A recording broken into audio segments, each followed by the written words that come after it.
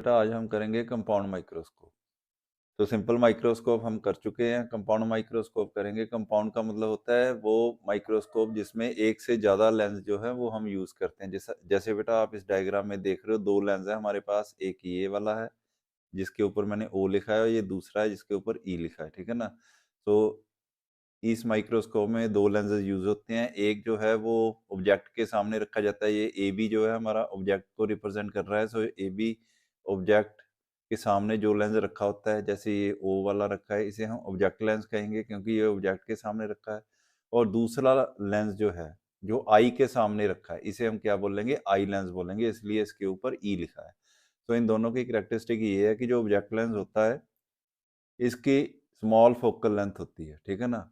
और जो eye lens होता है इसकी लार्ज फोकल लेंथ होती है, ठीक है ना। यानी कि ऑब्जेक्ट लेंस की फोकल लेंथ स्मॉल होगी मगर पावर जो है वो ज़्यादा होगी, और आई लेंस की फोकल लेंथ जो है वो लार्ज होगी और पावर क्या होगी, स्मॉल होगी। सो इस तरह से हम ये दो लेंसेज को चूज करते हैं। सो कंपाउंड माइक्रोस्कोप क्या होता है, it is an optical instrument which is used to C those very small objects which can not be seen with necked I. So simple I के जरिए जो हम बहुत छोटे ऑब्जेक्ट नहीं देख पाते, उन्हें देखने के लिए हम फिर कंपाउंड माइक्रोस्कोप यूज़ करते हैं। जैसे बेटा हम लैब में जाते हैं, अपना टेस्ट करवाते हैं, तो फिर वो हमारा ब्लड का सैंपल लेते हैं और उससे फिर माइक्रोस्कोप के नीचे रख के वो देखते हैं, ठीक है ना। क्योंकि उसके अंदर जो भी बैक्टीरिया या जर्म्स हैं वो ऐसे दिखाई नहीं देते, वो तो इस इंस्ट्रूमेंट के जरिए ही दिखाई देते हैं, ठीक है ना।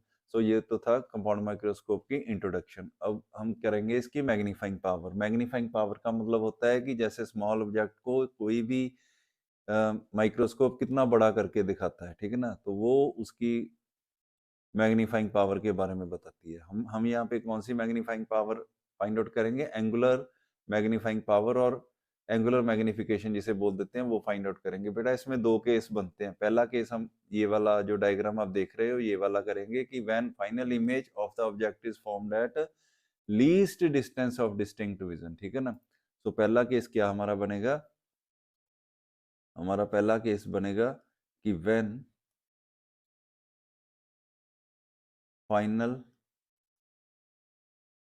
image of the object is formed at least distance of distinct vision, ठीक है ना। सो ये वाला केस करेंगे। सो इसमें क्या होता है बेटा कि ऑब्जेक्ट जो है वो ऑब्जेक्ट लेंस के सामने रखा जाता है। इस तरह से रखा जाता है कि ऑब्जेक्ट लेंस जो है इसका इन्वर्टेड और magnified image A dash B dash lens के दूसरी तरफ बनाता है। ये ए डैश बी डैश बनाता है। ये ए डैश बी डैश इमेज जो है ये आई लेंस के लिए ऑब्जेक्ट का काम करता है, ठीक है ना। तो इस केस में हम आई लेंस को इस तरह से एडजस्ट करते हैं बेटा, आई लेंस जो है इसको हम आगे पीछे मूव करा सकते हैं। ऑब्जेक्ट लेंस फिक्स होता है, आई लेंस को हम रैक एंड पिनियन अरेंजमेंट की हेल्प के साथ, रैक एंड पिनियन अरेंजमेंट का मतलब है इस पे एक नट लगा होता है जिसे हम रोटेट करके लेंस को आगे पीछे कर सकते हैं। सो हम आई लेंस को यहाँ पे इस तरह से एडजस्ट करेंगे कि ये जो object A dash B dash है इसके लिए ये इसके प्रिंसिपल फोकस और ऑप्टिकल सेंटर के इन बिटवीन आ जाएगा। सो जब ऑब्जेक्ट लेंस के सामने ऑप्टिकल सेंटर और प्रिंसिपल फोकस के इन बिटवीन पड़ा होता है तो उसका इमेज कैसा बनता है, वर्चुअल बनता है और उसी साइड पे बनता है और हाईली मैग्नीफाइड बनता है। सो ए डैश बी डैश का इमेज क्या बनेगा, ये वाला बनेगा। तो इसे मैं बेटा बी डबल डैश लिख लेता हूँ, और ये जो ए डबल डैश लिखा है इसे काट के मैं क्या कर देता हूँ, चलो इसे ए डबल डैश ही रहने दो, ए डबल डैश कर देता हूँ। और ये जो ऊपर बी डबल डैश लिखा है इसे क्या कर देता हूँ, एन कर देता हूँ, ठीक है ना। सो सिमिट्री सी बन जाती है, जैसे यहाँ पे भी बी नीचे है, यहाँ पे भी बी नीचे आ गया, यहाँ पे भी बी नीचे आ गया, अब सिमिट्री बन गई, ठीक है। सो मैंने क्या बताया अभी कि ए बी ऑब्जेक्ट है, इसका फाइनल इमेज कहाँ पे बना, A double dash B double dash बना, और कैसा बना, मैग्नीफाइड बना। और ये कहाँ पे बन रहा है, लीस्ट डिस्टेंस पे बन रहा है। लीस्ट डिस्टेंस का मतलब 25 सेंटीमीटर पे बन रहा है, आई लेंस से 25 सेंटीमीटर पे बन रहा है, ठीक है ना। और ये हमारी आई है जो बिल्कुल इसके साथ हम रखते हैं, ठीक है ना। तो अब हम ये सारा इसकी डायग्राम थी।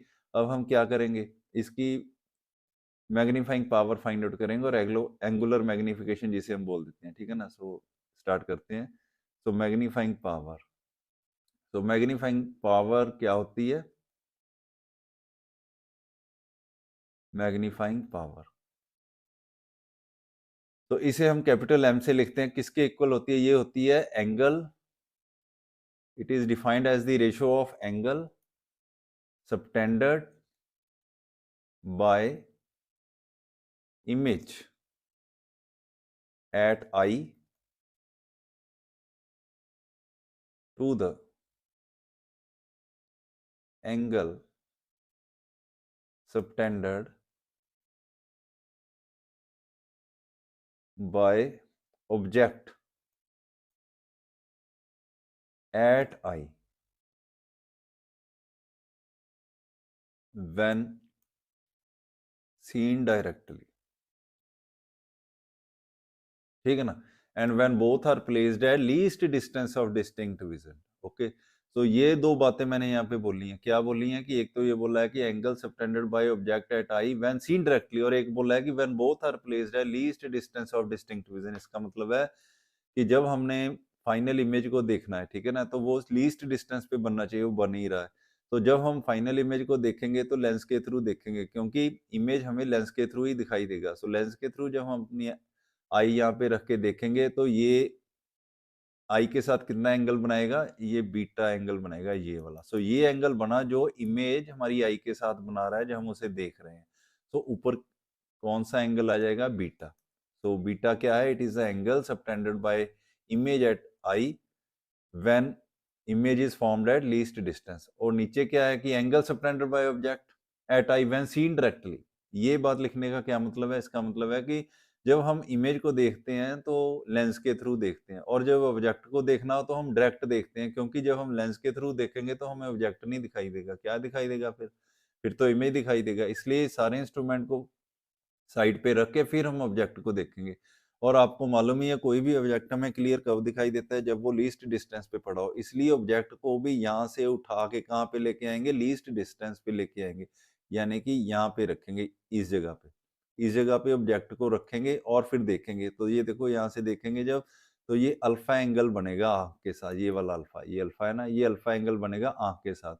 तो इसका मतलब है नीचे कौन सा एंगल आ गया? Alpha. So alpha is the angle which the object will make with the eye when we see it directly।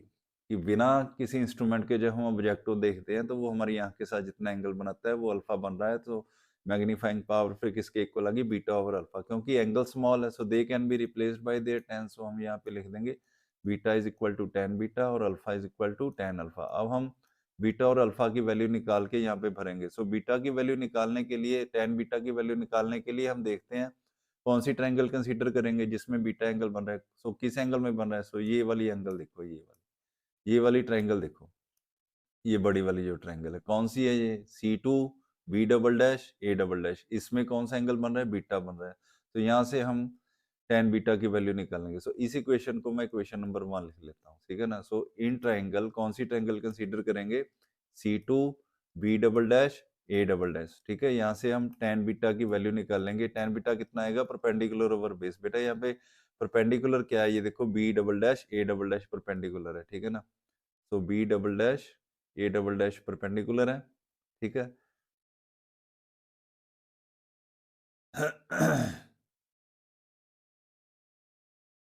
B double dash A double dash perpendicular है, नीचे इसके क्या आ जाएगा? Perpendicular over base. अब बेस क्या है? बेस है C2 B डबल डैश। सो यहाँ पे मैं लिख दूंगा C2 B डबल डैश। तो ये आ गया हमारा टेंजेंट बीटा। इसी तरह से टेंजेंट अल्फा निकालना है, तो कौन सी ट्रायंगल कंसीडर करूंगा मैं जहाँ पे अल्फा एंगल बन रहा है? सो बेटा अल्फा एंगल कहाँ पे बन रहा है? अल्फा एंगल ये वाली ट्रायंगल में बन रहा है, इस वाली ट्रायंगल में अल्फा एंगल बन रहा है, ठीक है ना। ये देखो अल्फा एंगल बन रहा है ना, तो ये वाली ट्रायंगल मैं कंसीडर करूंगा। तो कौन सी ट्रायंगल आ गई फिर हमारी? तो हमारी ट्रायंगल आ गई C2 B double dash N, C2 B double dash N। तो फिर यहाँ पे टेंजेंट अल्फा की वैल्यू निकालो, कितनी आएगी? Perpendicular over base. यहाँ पे परपेंडिकुलर क्या है? B डबल डैश N और बेस क्या है C2 B डबल डैश। यहाँ पे देखो बेटा कि ये जो BN है ये क्या है, ऑब्जेक्ट है जिसे हमने यहाँ से उठा के यहाँ पे रखा, यानी B डबल डैश N किसके इक्वल हम लिख सकते हैं, BA के इक्वल लिख सकते हैं। तो यहाँ पे मैं B डबल डैश N की जगह पे क्या लिख दूंगा, BA लिख दूंगा। सो हमारे पास क्या आ जाएगा, तो हमारे पास आ जाएगा BA over C2 B double dash. तो बेटा ये आपको पता लगा होगा कि मैंने B डबल डैश N की जगह BA क्यों लिख दिया है, क्योंकि यहाँ पे आप डायग्राम में देखो, यहाँ पे देखो ये B डबल डैश N जो है, ये वाला B डबल डैश N, ये B डबल डैश N है ना ये, तो ये B डबल डैश N का साइज कितना है, जितना ऑब्जेक्ट का, क्योंकि ऑब्जेक्ट को ही तो उठा के हमने यहाँ पे रखा, इसलिए B डबल डैश N को हमने किसके इक्वल ले लिया, BA के इक्वल ले लिया, वो मैंने यहाँ पे लिख दिया।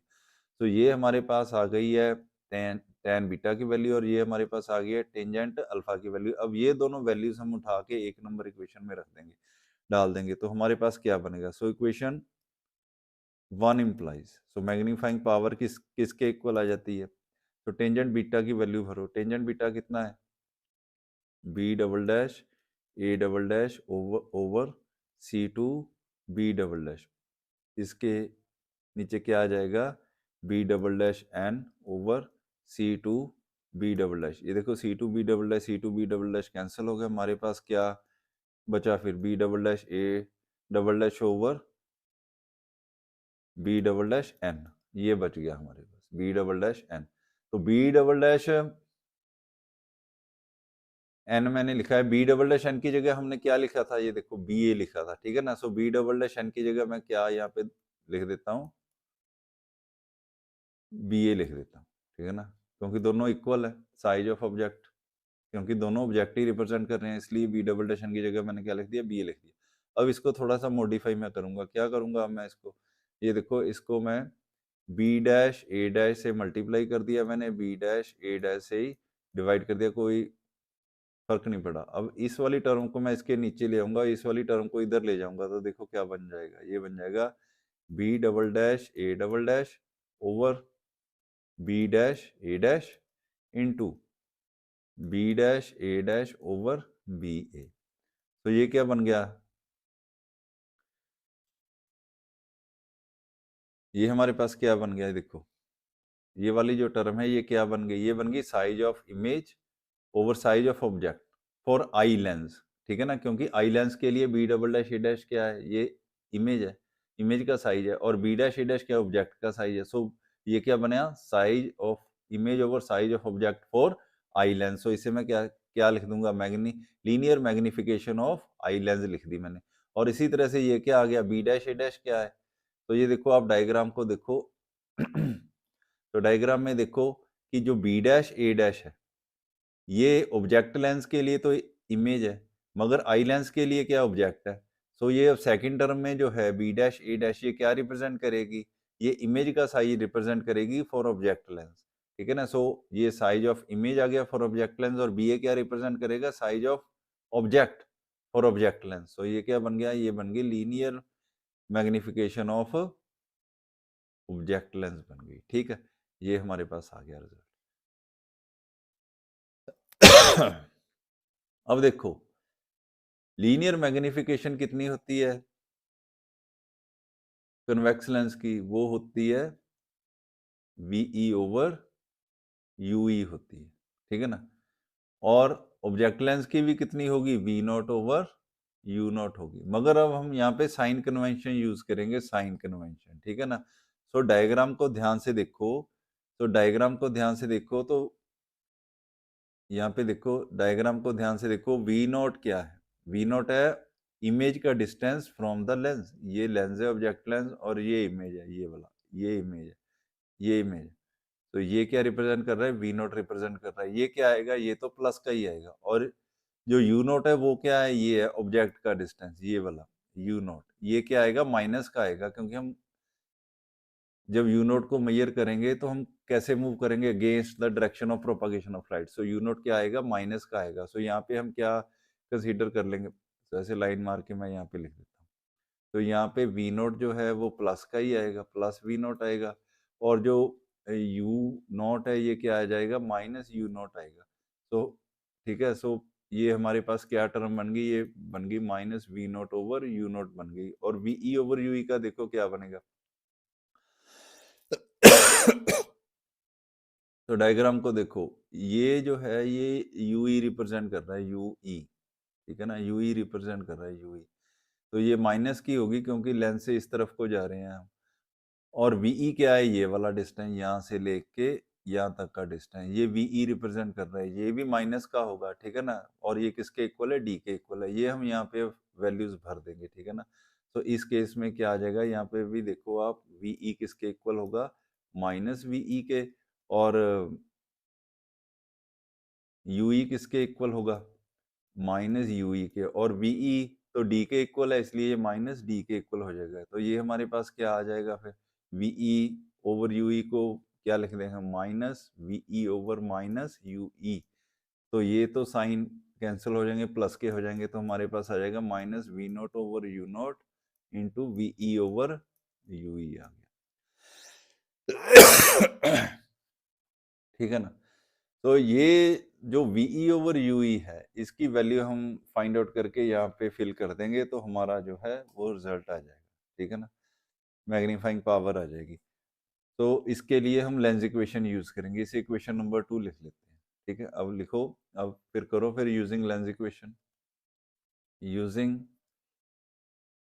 Lens equation. लेंस इक्वेशन बेटा क्या बोलती है, लेंस इक्वेशन बोलती है कि minus 1 over U E plus 1 over V E is equal to 1 over F E के इक्वल होता है, ठीक है ना।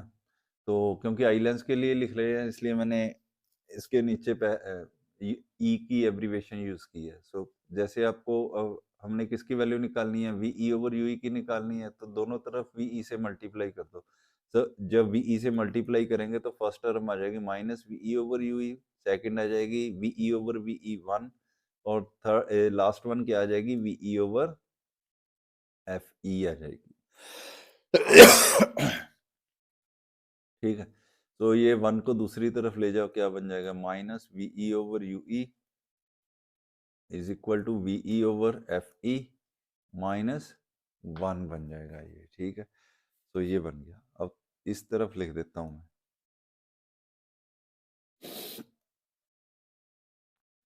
तो ये हमारे पास आ गया, ठीक है ना। अब देखो, माइनस का साइन दूसरी तरफ ले जाओ तो हमारे पास क्या हो जाएगा, देखो वीई ओवर यूई जो है ये किसके इक्वल आ जाएगा, ये आ जाएगा 1 minus V E over F E के इक्वल आ जाएगा। अब डायग्राम को देखो, वीई किसके इक्वल है, वीई है माइनस डी के इक्वल है, अगर हम साइन कन्वेंशन यूज करें तो फिर ये हमारे पास क्या आ जाएगा, V E over U E is equal to 1 plus D over F of E आ गया। सो बेटा ये वाला जो रिजल्ट है ना, ये वाला रिजल्ट ये हमने सिंपल माइक्रोस्कोप में भी यूज किया था, फाइंड आउट किया था, ठीक है ना। तो हम डायरेक्ट भी यूज कर सकते हैं इसको, ठीक है ना, क्योंकि सिंपल माइक्रोस्कोप में क्या था, ये देखो एक ही लेंस था, एक ही लेंस था, और यहाँ पे आई रखते थे हम, इस जगह पे आई रखते थे, यहाँ पे ऑब्जेक्ट रखा जाता था, यानी कि सिर्फ आई लेंस ही था उसमें। इसमें दो लेंस है, एक ऑब्जेक्ट लेंस है, एक आई लेंस है। सो आई लेंस वाले जो फार्मूले हैं वो डायरेक्ट हम यहाँ पे यूज कर सकते हैं, इसके लिए भी जो आई लेंस के लिए यहाँ पे आए थे वही हम यहाँ पे यूज कर सकते हैं। तो यहाँ पे भी हमने सिंपल माइक्रोस्कोप में भी पढ़ा था कि जब फाइनल इमेज जो है लीस्ट डिस्टेंस पे बनता है तो मैग्नीफाइंग पावर किसके इक्वल आती थी, 1 प्लस डी ओवर एफ के इक्वल आती थी। वही वाला फार्मूला ये बना है, 1 plus D over F of, ठीक है ना। तो एक बात और आपने याद रखनी है कि जो आई लेंस होता है इसके लिए लीनियर मैग्निफिकेशन और एंगुलर मैग्निफिकेशन इक्वल आती है, ठीक है ना। सो जो लीनियर मैग्निफिकेशन का रिलेशन है उसमें हम एंगुलर मैग्निफिकेशन भी यूज कर सकते हैं, दोनों इक्वल आती हैं इस केस में। आपने जब सिंपल माइक्रोस्कोप पढ़ा था तब मैंने ये बात आपको बताई थी, ठीक है। सो इसलिए हम यहाँ पे डायरेक्ट यूज कर सकते हैं। तो ये वाला जो रिलेशन है अब हमने 2 नंबर इक्वेशन में भर देना है। तो 2 नंबर इक्वेशन फिर क्या हमें प्रोवाइड करेगी कि मैग्नीफाइंग पावर किसके इक्वल आ गई, minus V naught over U naught 1 plus D over F of E आ गई है, ठीक है ना। सो ये बन गया। तो ये मैग्नीफाइंग पावर बन गई when least distance of distinct vision पे इमेज बनता है, ठीक है ना। तो ये सिंपल था। हमने क्या किया कि मैग्नीफाइंग पावर का फार्मूला लिखा बीटा ओवर अल्फा, क्योंकि एंगल स्मॉल है तो मैंने 10 से रिप्लेस कर दिए। फिर हमने कंसर्न ट्रायंगल्स लेके tan बीटा tan अल्फा की वैल्यू निकाली। फिर हमने क्या किया, फिर हमने tan बीटा और tan अल्फा की वैल्यू निकाल के भर दी उसमें। फिर वो जो भी कैलकुलेशन करने के बाद बचा वो हमारे पास आया M E into M naught. M E क्या था, linear magnification of eye lens, और ये क्या था, linear magnification of object lens. उनकी वैल्यूज भर दी हमने यहाँ पे, साइन कन्वेंशन यूज किया, ये हमारे पास आ गया। फिर हमने वी ई ओवर यू ई की वैल्यू निकाली लेंस इक्वेशन लगा के, वो हमारे पास ये फाइनल ये आ गई, और उसको हमने जब 2 नंबर इक्वेशन में भरा तो ये हमारे पास फाइनल रिजल्ट आ गया। तो बेटा यही हमने किया था। अब हम इसका सेकंड केस करेंगे, ये है, ये डायग्राम है उसकी, कि when final image is formed at infinity. तो इसका सेकंड केस है, when final image is formed at infinity. तो ये डायग्राम आपको दिखाई दे रही है, ये देखो ऑब्जेक्ट है ए बी, इसको हमने ऑब्जेक्ट लेंस के सामने रखा है। इस केस में भी ऑब्जेक्ट लेंस का काम सेम होगा जो पिछले केस में था, कि ये ऑब्जेक्ट का इन्वर्टेड और मैग्नीफाइड इमेज दूसरी तरफ बनाएगा, वर्चुअल इमेज बनाएगा इसका। ये जो बी डैश ए डैश इमेज बनाए, ये आई लेंस के लिए ऑब्जेक्ट का काम करेगा। रैक एंड पिनियन की रेंज की हेल्प से अब हम आई लेंस को इस तरह से एडजस्ट करेंगे कि ये जो ऑब्जेक्ट है बी डैश ए डैश, ये इसके प्रिंसिपल फोकस पे आ जाएगा। जब ऑब्जेक्ट प्रिंसिपल फोकस पे पड़ा हो तो उसका इमेज कहाँ बनता है, इन्फिनिटी पे। सो इसका इमेज कहाँ बन गया, इन्फिनिटी पे बन जाता है। तो अब हम इसकी मैग्नीफाइंग पावर लिखेंगे। अब जैसे आपको मालूम ही है कि मैग्नीफाइंग पावर किसके इक्वल आई थी, M E into M naught, ठीक है ना। सो एम नॉट किसके इक्वल थी, minus V naught over U naught के। सो एम ई कितनी आती है, डायरेक्ट लिखेंगे। सो जैसे मैंने आपको अभी बताया था कि जो सिंपल माइक्रोस्कोप होता है उसमें एक लेंस होता है, ठीक है ना, जो आई के सामने रखा होता है। यानी कि आई लेंस जो है वही होता है, उसमें ऑब्जेक्ट लेंस नहीं होता। सो जो आई लेंस की इक्वेशंस हमने यहाँ पे ड्राइव की थी मैग्नीफाइंग पावर की, वो डायरेक्ट यहाँ पे यूज कर सकते हैं। तो उस केस में भी जब फाइनल इमेज इन्फिनिटी पे बना था, तो फिर मैग्नीफाइंग पावर किसके इक्वल आई थी, वो आई थी डी ओवर एफ। यहाँ पे लिखेंगे डी ओवर एफ ऑफ ई, ठीक है ना। सो वो वाला रिलेशन हम यहाँ पे डायरेक्ट यूज करेंगे। तो इस तरह से हम फिर मैग्नीफाइंग पावर जो है वो कंपाउंड माइक्रोस्कोप की भी निकाल सकते हैं, ठीक है ना। तो इस तरह से इसके दोनों केसेस की फिर हम मैग्नीफाइंग पावर निकाल लेते हैं। इतना ही था बेटा कंपाउंड माइक्रोस्कोप का। तो ये सारे एक दूसरे से लिंक्ड होते हैं। जैसे पहले सिंपल माइक्रोस्कोप आप पढ़ोगे, फिर कंपाउंड माइक्रोस्कोप पढ़ोगे, क्योंकि उसके रिलेशन इसमें यूज होते हैं, ठीक है ना। तो नेक्स्ट हम फिर करेंगे टेलीस्कोप, वो नेक्स्ट लेक्चर में करेंगे, ठीक है ना। सो थैंक यू बेटा।